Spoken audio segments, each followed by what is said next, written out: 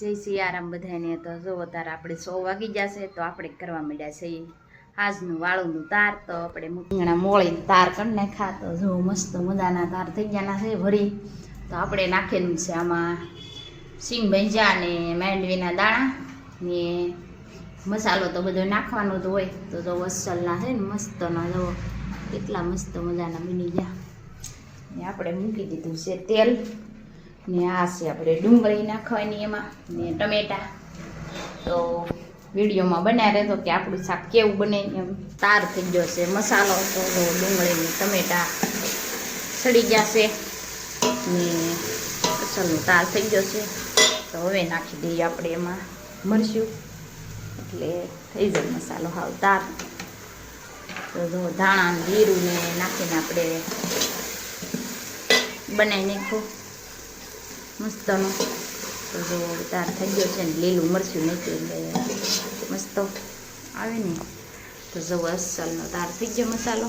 નાખી દઈએ હવે રીંગણા. તો અમારા ધારાબેન ઉતારશે બ્લોક. તો જો તમે તો હવે આપણે નાખી દઈએ રીંગણા.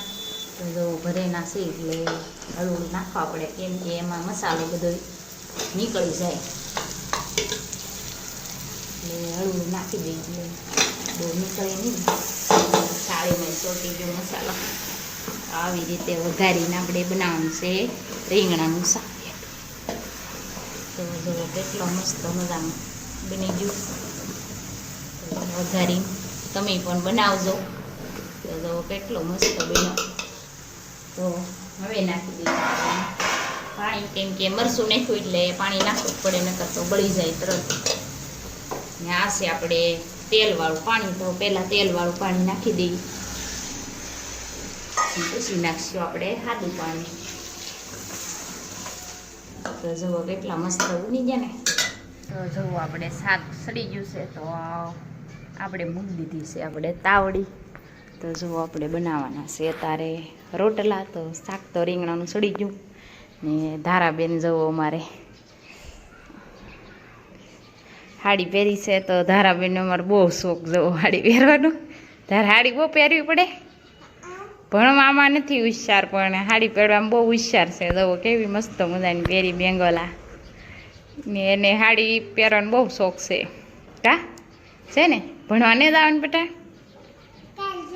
કાલ જાય. હાલો હવે જો ધારાબેન કહે છે કાલ જાય. હવે કાલ કેદી થાય એમ જોવું આપણે. ને આપણે બતાવીએ રીંગણાનું શાક. તો જોવો આપણે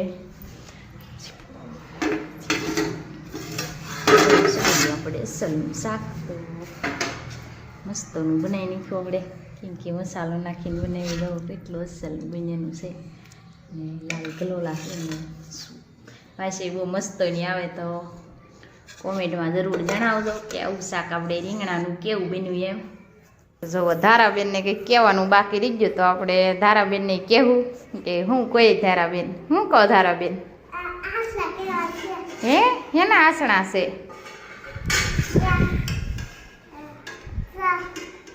ગુંદાના આસણા છે. તો ગુંદાના આસણા બનાવવામાં બહુ મહેનત પડે કેમ કે એને ઠળિયા બળિયા કાઢીને આપણે સાહેમાં પલાળીએ તો એની ઓલી હોય શીકાય છે એટલે તે જાય પછી આપણે વઘારીને બનાવીએ આસણા. તો જો મરચું ને હળદરને નાખીને બનાવેના છે જીરું નાખીને.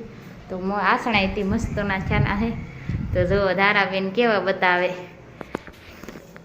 કા ધારાબેન આમ જોતો ખરી અહીંયા. તો અમારા ધારાબેનને તો બહુ બોલવું જોઈએ.